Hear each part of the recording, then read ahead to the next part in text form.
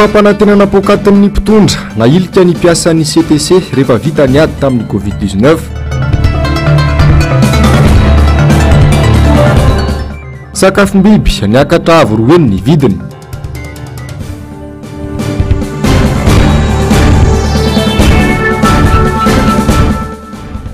Fampelezan-kevitra nampidirina tsokotsoko ilay angidim-by.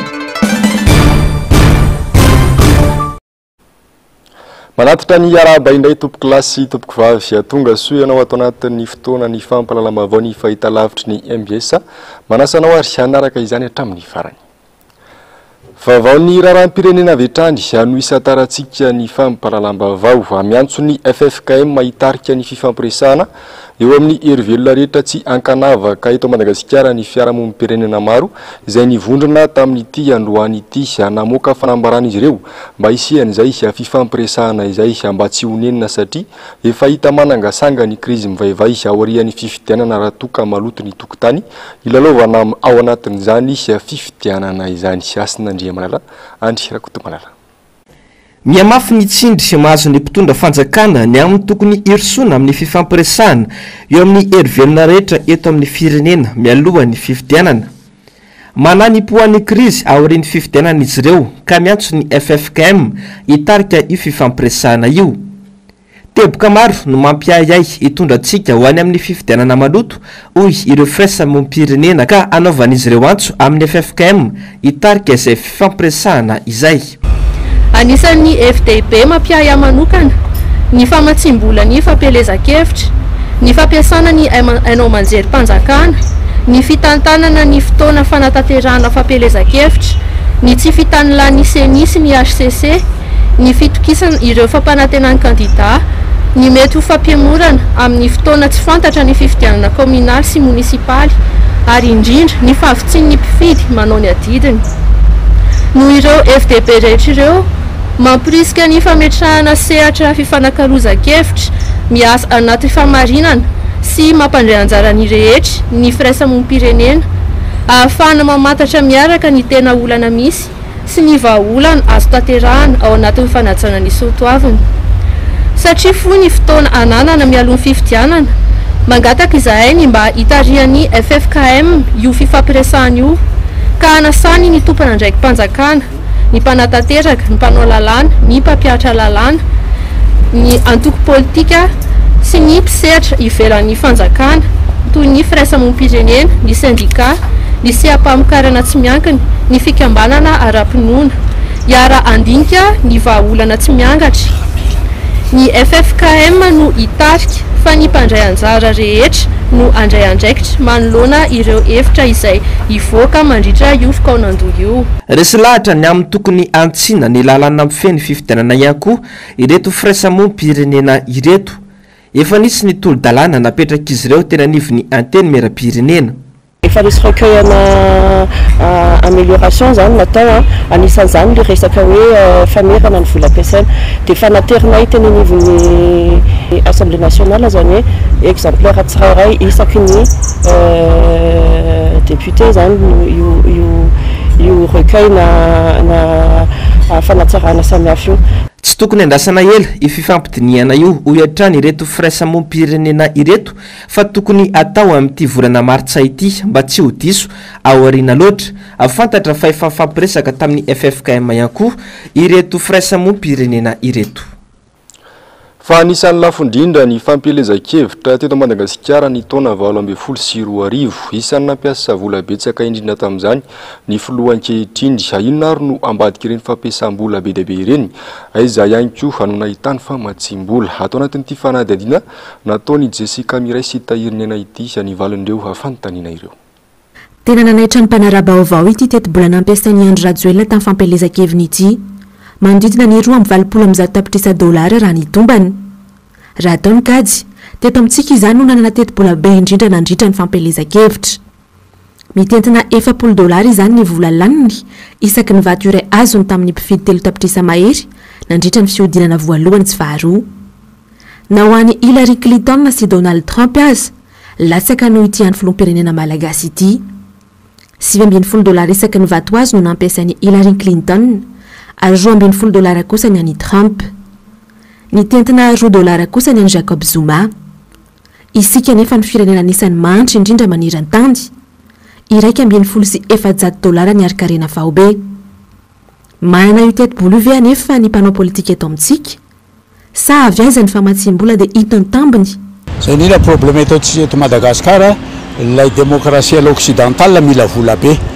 Ny infrastructure eto Madagasikara koa nefany ratsy be. Dia voatery ireo candidat sasatsatsy mitady financement occulte avany mpamatsy vola maizimaizina. Dia ny tambiny ireny mpamatsy vola maizimaizina ireny tsy maintsy tady amerenana ny volana izy dia voatery lasa le firenena no amidin'le mpitondra. Misy fiantraikany lehibe amin'ny firenena nefa ny famatsiam-bola amina fampelezan-kevitra toy izany. Mitady izay amerenana azy amin'ny fomba rehetra ny mpitondra sy ny mpamatsy vola rehefa lany. Dia matetika lasa le olona manana financement occulte reny foana no afaka afidiana fa ny sisa zay tsy manam-bola dia lasa tsy voafidy na dia olona crédible tsara izy.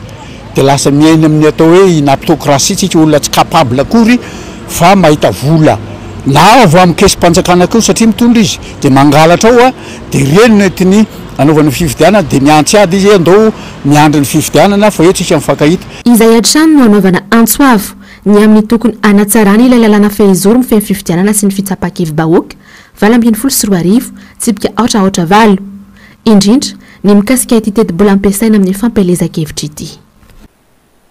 Ny fotoana anatanteraina ny fifidianana sy sanoandrasany olom-pirenena isian'ny fiovana sy ny fanovana eto amin'ny firenena ampy izay fotoana ny tantana ny mpitondra izay ampy ihany koa ny fampahoriana ny vahoaka ho izy ireo tsy maintsy manao ny adidy ary ampiatra ny zony amin'ny alalan'ny fisoratana anarana anaty lisam-pifidianana nefa ndrehetra voafaka manao izany sy hafanatediana nataony mpanao gazety Andomiaratina sy Mateo Prince.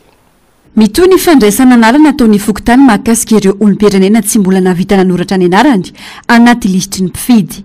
Misy ihany koa ny fanentanana sy fandraisana anarana ataon'ireo CLRE. Tsikaritra hoe ireo mpanisy mpifidy fa betsaka ireo efa navita ny adidiny. Hita taratra amin'ireo kariny fenoany zany. Olana kosa nefa ny tsy mbola nisitran'izy ireo ny tampokaramany. Eo aloha tamin'ny fendoany tamin'ny volana oktobra zao zay mafeno karakariny eo amin'ny 12 zao fa tato efa zao famaraparana zao zay tsy mafeno anankiray tsony parevinandro atsasakakariny efa tapitra navita aloha ny olona amin'ny ankapobeny fa le tsy tratratrano le tena tsy mipetraka teto toerany ireny sisa ny nataonay aty tombo le izy nefa ny andamiteanay amin'ilay izy aloha mbola tsisy mihitsy atsika nanomboka vao niasa mihitsy zay ndray any fa ty fotsiny natao fifanarahana hoe 300 isaky ny olona ray ny anaovana an'ity nefa nandraindray mandeha zay ka miaraka tamin'ny tsefoky tamin'ny mitovy ny ndraisinay mbola betsaka ny tsazo. Ho an'ny olom-pirenena ny fifidianana sisa no andrasana efa vonona nova ny tantaram-pirenena ny rehetra tsy teherika n'izao fahasahiranana lalin'izao intsony. Mila ny fandraisana andraikitry ny rehetra ihany koa anefa izany fa tsy vita ny vava fotsiny.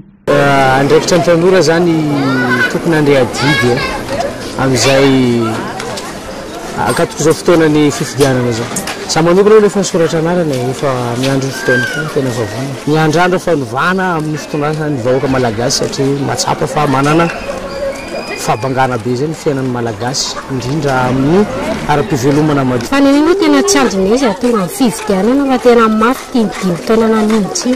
Efa nisoratra zao mihitsy miandrandrana zao mba hoe mba tena folo tena mba hoe vonina nampiova fiaina majinika fa tsy hoe tsy tia fitondrana ty zao amiko tena tsy mety mihitsy. Ratsaivina ny farana niraiky amin'ny 3 janoary lasa teo ny fitetezana tokantrano. Mbola manana hatramin'ny volana Mey izao kosa nefa ny olom-pirenena tsy mbola navita izany isoratra anarana eny amin'ny fokotany. Raha ny fampahafantarana ataon'ny seni ifarana vonjimaika ny 10 aprily izao ny lisam-pifidianana. Alefany amin'ny fokotany ny lisitra vonjimaika mandritra io fotoana io ahafahan'ny olom-pirenena rehetra manamarina ny anarany sy ny mombamomba azy. Fa efa ny fanomanana ny fifidianana toy ny fampelezan-kevitra amin'ity taona ity no imasoan'ny mpitondra amin'izao fotoana izao. Hita taratra izany sy amin'ireo hetsika rehetra ataon'ny fitondrana miparitaka amina tambazotra sosialy gazety ary hainao manjery ny fahatongavan'ireo angidimby rova vao mitentina $12 tsirairay avy nampidirina tsokosoko teto amintsika io angidimby io raha ny vaovao ihany ary efa tafiditra teto amintsika voafantatry ny rehetra sary sindra tsara ny toky Ramala. Ny volana febroary lasa teo no efa niparitaka tao anaty tambazotra sosialy sy ny hainao manjery samihafa ny fahatongavany ty angidim-by anovidiny any Rajoelina ity. Amin'izao fotoana izao ady nanamarina ny fahatongavany teto amintsika andorinasa mpanamboatra azy na dia fananakatona vonjimaika ny tranokala mpifandraisany azy ny ACM ora vitsy tao aorian'ny paritany vaovao. Karazana helikoptera lehibe ny Airbus A145 satria mazaka olona valo akoatra ny seza ny mpanamory anankiroa. Raha ny vaovao dia any any Rajoelina ny iray amin'ireo angidim-by roa tonga ary mitentina $12 tapitrisa na mahery ny raika amin'ny 50 miliara ariary no nividianany azy. Angidim-by roa no voalaza fa novidiana tamin'ny orinasa io. Ny iray Airbus A130 ho an'ny tafika malagasy ary efa nampafantarina mialoha ny fahatongavany io angidim-by io. Ilay Airbus A145 kosa ho an'ny filoham-pirenena manokana ka nampiarahana tamin'ny fahatongavany ilay angidim-by ho an'ny tafika ary napetraka tany Amborovy Mahajanga. Amin'izao fotoana izao dia efa tazana misidina ny lanitra Gasikara io angidim-by io. Ny azo ambara dia efa any amin'ny fampelezan-kevitra sady ny matimatesany izao fitondrana izao ary andaniana vola be amina miliara tahaka izao. Mampametra-panontaniana ny maro ihany hoe avola avy aiza ary voafaritra tao anatin'ny teti-bolam-panjakana ve ny fandanim-bola toy izao. Ny vahoaka sy ny firenena nefa ity mandohalika amin'ny tany. Anjarany rehetra no mandinika sy mieritreritra.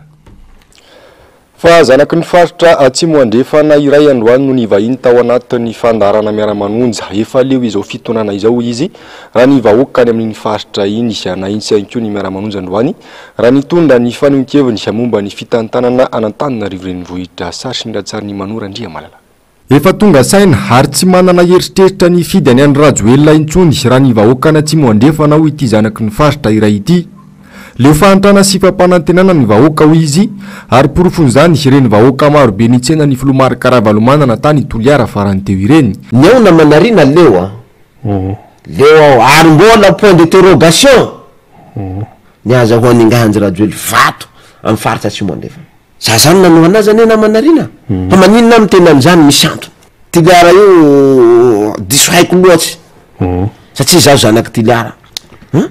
Dia asena Toliara tsy mahay matsara velatsina manarina any aminay nefa mividy vary arivo ny rakapoka ampahantsaina zany le olona dia tsy afaka miteny fa zay kosa tsy voasakana amin'izany. Akoatra izay asimba tanteraka ny sosialy ny mponina eto Antananarivo renivohitra noho ny tsy fahaiza mitantana ny ben'ny tanàna sy ny mpitondra ho ny miara-manonja. Fanadroadrona sy fandatsana ny vahoaka nefa no ataon'ny mpitantana rehefa mitaraina ny voka-dratsy ateraka izany ny vahoaka. Fitantananaina potika tanteraka Antananarivo dia asakasatsika vahoaka mbola amin'ny fitokisana an'izany olona zany ve fa mieritreritra izy hatramin'ny 2027 mbola eo.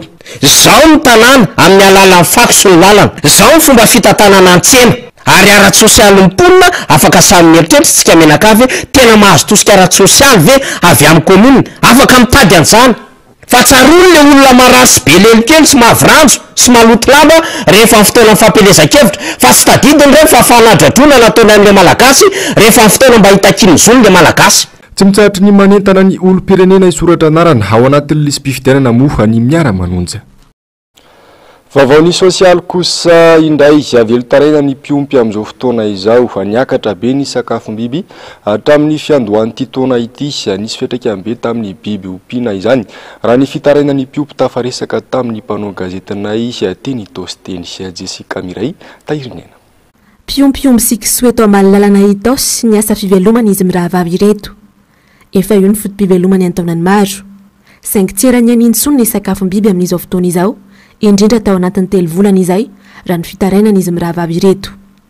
Ohatra amin'izay nahitana fiakaram-be izao ny ampombo raha novidiana R1000 3 volana lasa izay efa tafiakatra 900 amin'izao. Nahitana fiakaram-be ihany koa ny katsaka raha ny volana Oktobra 200 ny 1 kilao efa tafiakatra 300 amin'izao.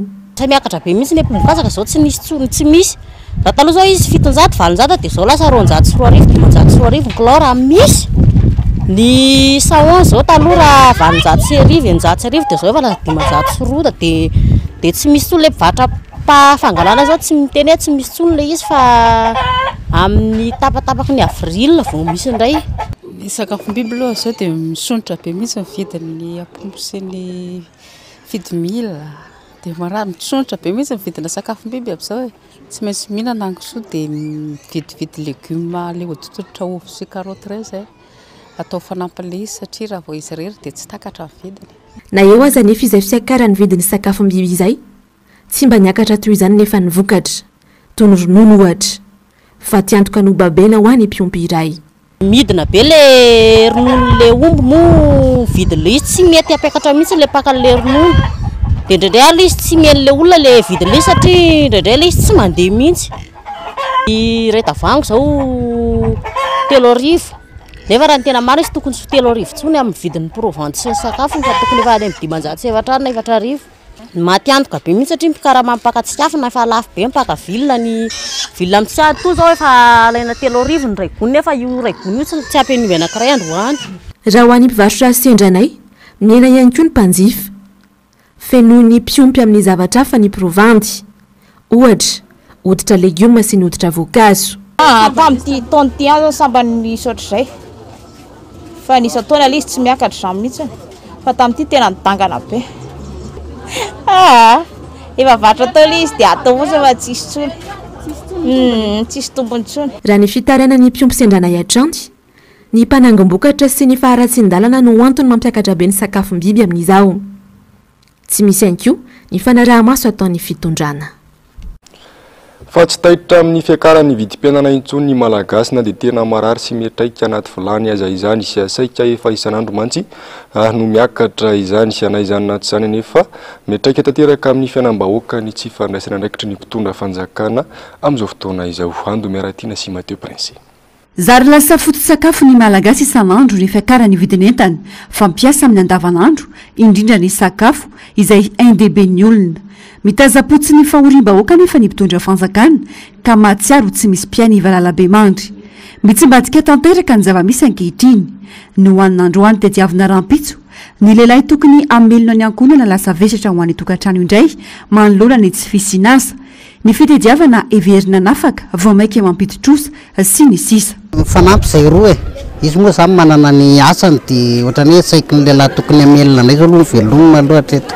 Tsisy afaka niteran'olona mihitsy atontonao tsy mitady velomanao tsisy ateranao mihitsy amin'izao. Vadiko manana fahasembanana miasa vadiko miasa ako miasa kely tsy miasa hoe miasa hoe anona fa particulier zany ny anahako hoe mahita dia manao rehefa tsy mahita dia eo ny raisiny dia izay kely azo vadiko any nefa vadiko zao efa rovolana tsy nandray karama izay zany mba manantena le hoe compensation au lieu de hoe compensation ho an'ny mpitatitra taxi be nge mahazo vola foana isan'andro nefa le olona manana fahasembanana miasa tsy mba mahazo an'izany compensation zany dia tsy hita atao ahoana tsy hita atao ahoana ny asa atao nefa atselitselika nalay tsy voaloana fa trano tompotrano tsy manaiky an'izany vidim-piainana tena miakatra be mihitsiny misy fotoana ny olona tsy misakafo atoandro nandray raha mangazo no hoan'le olona amin'ny atoandro satria ohatranay zao tena mitrongo vohoma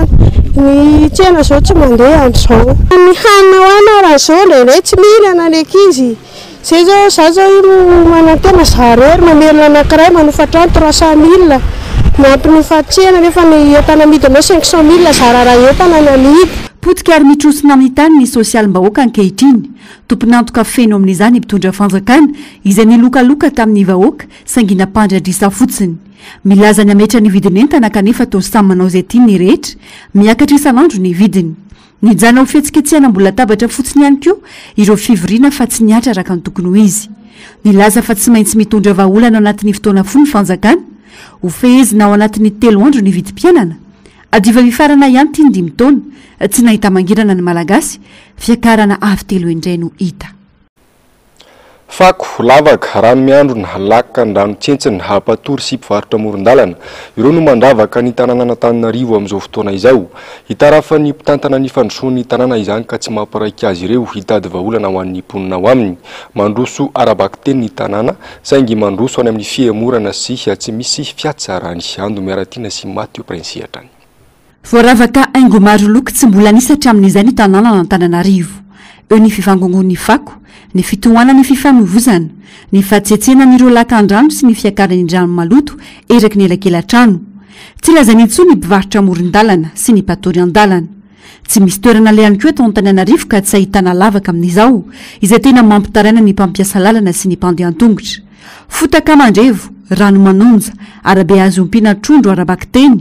Tsy azo lazaina ho lalana intsony toy ny tsy 17 hektara Ankasina, Anosipatrana, Ampefilo sy ny maro tsy voatanisa. Efa maro ny fitarainana sy ny antony ataon'ny mponina saingy ny mikipy tsy mahita ny zava-misy ny tompona andraikitra. Miala bala sy tsy te ho tompona andraikitra anyka ny rehetra no mizaka ny vokany. Aleo ny be ny tanàna mamaly tsy ambeverana amin'ny fomba fiteny feno latsa atao izay andriadraikitra aman'ny olana mampimenimena ny mponina. Aloha misy mpitondra fiara fa tsy mitondra mpitondra dinga mita zao tona ty tanàna ny piesy lafilafy tena ny tara. Dia zao ihany tena mahatonga tsy mitondra fiara mihitsy satria tena fasimba ny many batomobile le aty aminay tsy mety mihitsy. Zay angamba ny tena marina tsy mety fa tokony mba hoe farafaratana na sina fanamboarana le izy. Zay zao vomaly zay nanolo gris tapaka le izy. Vokatry le lalana ratsy ohatra ny rano lamba mena. Voro maty tokony mba asina fijerena ihany zany le izy ny tena marina. Fanjary lasa mijaly be zay taxi be.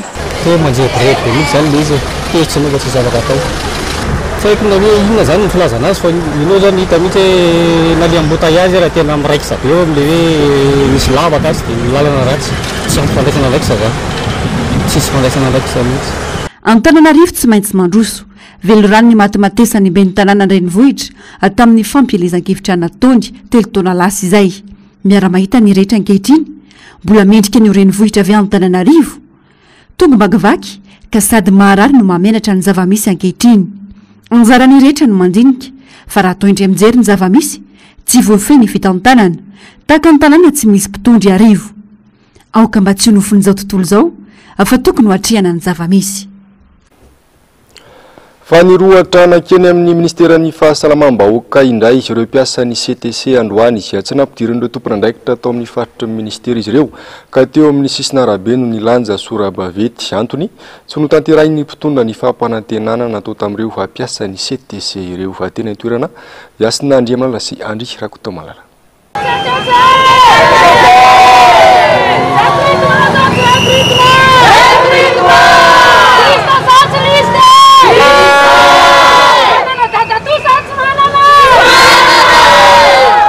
Tsy nazo niditra ny faritry ny ministeran'ny fahasalamam-bahoaka ny mpiasan'ny CTC izay lohalarana niady tamin'ny Covid-19 teto amintsika.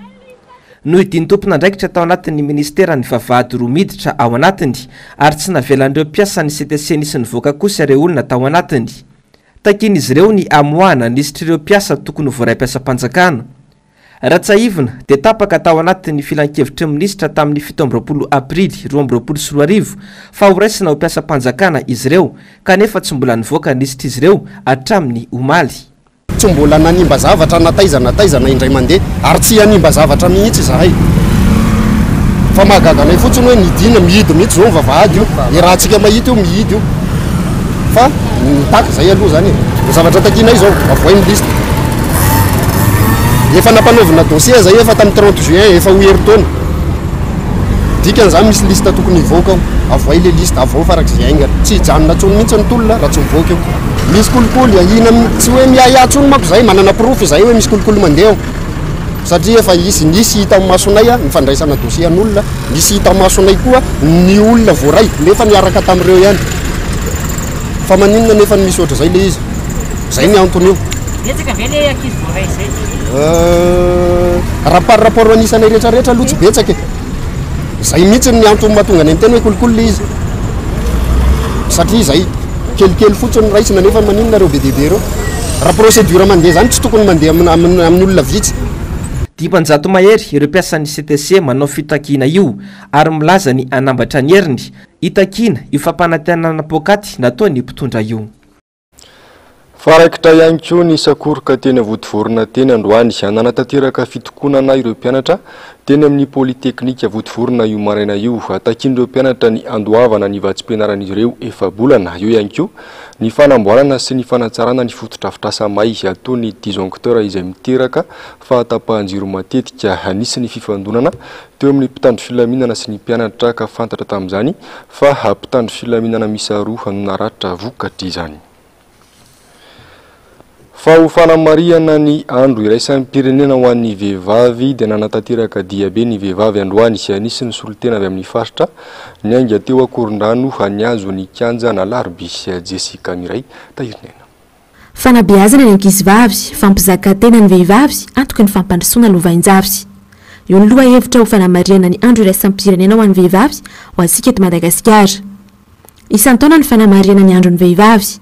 Natao indrindra iadina ny jon'ny vehivavy ary iadina amin'ny tsy fitoviana eo amin'ny lahy sy ny vavy. Nanomboka tany amin'ny taona 1990 no nisy ny tolona voalohany ny adina ny jon'ny vehivavy tao Europa sy tany Amerika. Nanomboka teo raiky izany ny fanamariana isan-taona. Ho antsika eto Madagasikara efa mitoetra avy ny fitovian-jo. Mbola tsy dia tena mipetraka tsara satria misy an'ilay herisetra dia mbola betsaka le lehilahy manao an'ilay herisetra. Misy aloha efa mipetraka fa misy eny azo atao hoe 4% zany hoe mipetraka sy tsy mipetraka tsy haiko manazava anazy fa mbola misy foana le herisetra. Misy vehivavy miasa dia misy indray ny lehilahy tsy miasa. Eny tokony misy eto Madagasikara satria amin'izao vaninandro zao dia efa be da be ny vehivavy mandray andraikitra. Ohatra amin'izany ny ministra zao efa be da be ministra vehivavy. Mbola mitoetra ny vehivavy arany herisetra raha eto amintsika ary maro dia maro indrindra fa any amin'ny distrika eny dia maro dia maro ny ankizy na ny olon-dehibe na ny lehilahy arany herisetra. Marina fa tsy ny vehivavy ihany ny arany herisetra fa na ny lehilahy koa dia arany herisetra avokoa. Eny arivon'ny fiarahamonina sy eny anivon'ny fiasana tena fa mitovy. Safeny vehivavy efa mahazo ministra, efa mahazo mampianatsy, efa mahazo direktera, iabiaby tena fa hitoviza. Na amin'ny bureau zay na eny Fokotany efa misy numera vehivavy, président Fokotany vehivavy, tena fa miralenta aloha da fa mitsanga. Andro tsy fiasana fa andraisaka rama ny andro ny valomaritsy. Nisy ny diabe no tanterahin'ny vehivavy androany ho fanamariana ny andro iraisan'ny pirenena ho an'ny vehivavy. Ny toy tamin'ny fanaovana fanatanjahantena dia eto amin'ny kanja na larobia. Manodidina izay vaovao izay hatrany tena mbola sarotra ny fiatrehan'ireo manana fahasembanana ny fiainany eo amin'ny andavanandro. Ohatra amin'izany na dia ny fidirana amin'ireny toeram-pivoahana ho an'ny daholobe ireny aza dia tsy mba misitraka izany ireo manana fahasembanana niompana indrindra tamin'ny fanomezana fitsaboana ara-pananahana ho an'ireo vehivavy manana fahasembanana ny adevitra nandritra ny atrikasa no karakarain'ny fikambanana ny vehivavy malagasy manana fahasembanana tamin'ity androany ity. Asinandry aminala sy andry Mananjo isitraka fitsaboana sahaza azy mitovy amin'ny olon-drehetra indrindra eo amin'ny lafin'ny fahasalamana ara-pananahana ny vehivavy manana fahasembanana hoy ny fikambanana ny vehivavy manana fahasembanana na ny AFAM. Izay no nivohitra nandritra ny atrikasa no karakarainy ity fikambanana ity izay nifatoka kokoa tamin'ny fanomezana fitsaboana eo amin'ny lafin'ny ara-pananahana ireo vehivavy manana fahasembanana. Dia tsapako izany hoe misy tombony lehibe ho anako koa izany satria hoe toe-batako izany dia tokony arahana maso akaiky amin'ny fitondrana voaka. Arahana hoe tokony manao traitement na vaccine, tokony manao traitement na fer, tokony mila manatona tompo-pahasalamana rehefa misy tsy metimety mba afaka nisy ny accordé foana izany mitondra mandeha makany amin'ny dokotera.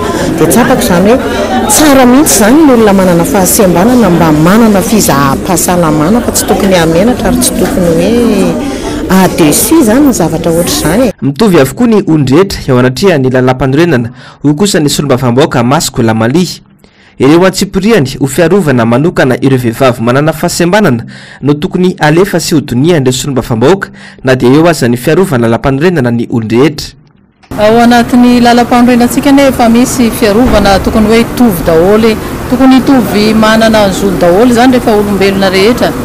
Fa ny lalàna izay araky ny resahana teo anatin'ny mamolavola lalàna zareo amin'izao dia iny zany no haroso eo anivon'ny Assemblée nationale. Izany hoe ny détail fa ny ankapobeny dia efa voaharo ny lalànantsika, tsy tokony hoe hisy fanokanana zany na dia ataoko fotsiny ara hoe ny mahavehivavy tsotra fotsiny amin'izao. Itsika no mitaky fa raha tena marina dia tokony hoe hitovy zo rehetra rehefa olo-pirenena zany ato anatin'ny Madagasikara. mbola sarotra nefa ny fiainan'ireo vehivavy manana fahasembanana ho antsika eto Madagasikara. Mbola mijaly sy miafiafy izy ireo raha tsy laza afa-tsy ny fotodrafitrasa isika dia vitsy ireo fotodrafitrasa ahafahan'ireo manana fahasembanana hitovy zo amin'ny olon-drehetra. Manana anjara toerana lehibe ny vehivavy indrindra fa ny reny ady amin'ny kolikoly. Amin'izao hafankalazana ny fetin'ny vehivavy izao dia nanao lobary andasy ny Bianco na ny Borao Malio tena misana ny ady amin'ny kolikoly atetsy Mahamasina. Nitondran'ireo vehivavy tompona andraikitra fa makafaka-nkevitra moa ity lobary andasy ity. Asin'Andriamanala sy Andry Rakoto Malalatrany. Vehivavy mandakolikoly taranaka misitraka ny anjara masoandrony. Io ny lohahevitra nentin'ny Bianco nanaovana lobary andasy amin'izao fankalazana ny fetin'ny vehivavy izao. Ny vehivavy indrindra ny reny no tena tokony olohalarana amin'ny ady amin'ny kolikoly raha nambaran'ireo mpandray anjara. Ataontsika verentsika izao ny isan'ny taona izay ataontsika hoe manodidina ny 29 millions eo ny isan'ny taona ny isantsika malagasy zany. Dia jerena raha mety hifanarasala hitovy isan'ny rasan'ny vavy na atao hoe latsaka kely isan'ny ela mety 49% zay lehilahy ary 51% zay vehivavy. Dia nefa zao tena hitaky antsika vehivavy ary milo fomba fijery mihitsy raha dindintsika zay isa zay maka lehilahy ray zany vehivavy anankiray olisenakatra io ka misy lahatra namonoka maraina na mandresy lahatra lehilahy ray arivany any resy lahatra lehilahy dia rapitsomitsy antsika tsony mbola maleopiny adina amin'ny kolikoly fa zay mihitsy no misy azy hoe rehefa resy ny kolikoly dia ravany mbola maleopena adina amin'ny kolikoly. Mila fanabeazana sy fitsinjovana lavitra araka izany ny ady amin'ny kolikoly. Mety hoe eo amin'ny fanabeazana azy mety misy hoe tsy misy zavatra tsy voaraina. Mety hoe nanana olana ohatra tamin'ny fahazazana tsy nahazo an'izay fita izany avy amin'ny hoe tsy nanana modely satria araka ny voateny namana teo zany dia tsika vehivavy tsika ilay mpianakaviana tokony modely tokony fitaratra ho an'ireny taranaritsika ireny. Kanefa nefa toa hoe nisy vehivavy tafaroboka dia mety hoe tsy nahazo an'izay mety hoe nisy teo nisy tsy ankely zany teo amin'ny fanabeazana fa fahafantarana hoe atraiza moa ny fahalatsiny ty kolikoly ty satria raha ohatra ka tsy mijery lavitra raha tsy mijery lavitra fa hoe entiny eo hoe fahasahiranana eo dia asan'izay no mahatonga ny vehivavy sasy hoe tena tsy misy atokony ao an-trano tsy misy zao dia tena miezaka raha vao misitra ny hoe mahazo vola kely dia izay no tafaroboka azy. Raha nambaran'ireo mpiatsehatra dia sarotra ny manodina ny sain'ny vehivavy anao kolikoly raha oharina amin'ny lehilahy saingy raha izay ady izay ho antsika eto Madagasikara dia mbola ho lavitra ny lalana. Eo amin'ny vaovao toetry ny andro kosa indray tafakatra efatra ireo olona namony any ary misy 180 sy 500 tamina tokatrano misy 220 sy 903 notrabona vokatry ny fiverenan'ilay rivodoza Fredy tany amin'ny tapany atsimo Nosiny. Faritra misy 3 no tena voakasika dia ny tao atsimo andrefana sy Menabe ary Androy fotodrafitrasa maro no simba ary lalana maro ihany koa no tapaka any amin'ny tapany atsimo Nosiny tany amin'ny 70 km andrefany Toliara moa no nisy ny foibe ny Fredy raha nitatitra farany navoaka ny meteo Madagasikara androany mizotra miana varatra andrefana ny diany ary manalavitra ny morontsiraka atsimo andrefana amin'ny afainganam-pandeha 10 km isan'ora. Amaranantsika ny vaovao ny maresaka iraisampirenena afaka 300 taona vao hitovy tanteraka ny zony lasin'ny vavy hono nambarany sekretera general ny firenena mikambana Antonio Guterres. Misy elanelana ny fampanajana ny zony vehivavy io tao anatin'ny 100 taona farany raha ny fanambarana nandritra izao fivoriana fa 17 ny vomera momba ny asatany vehivavy atao a New York izao. Avitra solonaibe sy toky Ramarla. Ao anatin'ny fanatanterahana ny fivoriana tapiny ataon'ny firenena mikambana mitondra ny lohateny hoe fampihenana ny tsy fitovian'ny lasin'ny vavy eo amin'ny fanavaozana sy ny teknôlôjia no nilazan'ny sekretera jeneralin'ny firenena mikambana fa ny fitovian'ny lasin'ny vavy dia mialavitrezaka. Nararotana ny zony vehivavy norahonana voahitsakitsaka amin'ny lafiny maro manerina izao tontolo izao ary noditsy hita ny ezaka natao hatray. Maro ireo zo inina tsy avoatra amin'ny firenena maro izay miankina betsaka amin'ny kolontsaina isaky ny firenena avy. ohatra noraisiny ity lehibe ny firenena mikambana ity ny zony vehivavy sy ny ankizivavy amin'ny ara-pananahana. Mandritra ity herinandro ity dia misy ny fivoriana lehibe tanterahana iarahana amin'ny voamera manokana eo anivon'ny firenena mikambana mikasika ny satany vehivavy ka isan'ny hasongadina amin'izany ny fampiroboroboana ny vehivavy amin'ny fampandraisana anjara feno amin'ny siansa sy ny teknôlôjia izay heverina fa hadidy mitera-bokatsoa andrehetra fa tsy fiatrana fotsiny ihany. Toy ny mahazatra ary dia ny fandarana ona marina sy ny Global News no arahinao avy hatrany aorian'izao fampahalalam-baovao izao. Aorian'izay kosa ny horonan-tsary iny miseho mitondra ny lohateny hoe La Passerelle ny sampana fampahalalam-baovao. Mamy fotoana anao amin'ny raha mipitso indray avy ilomara.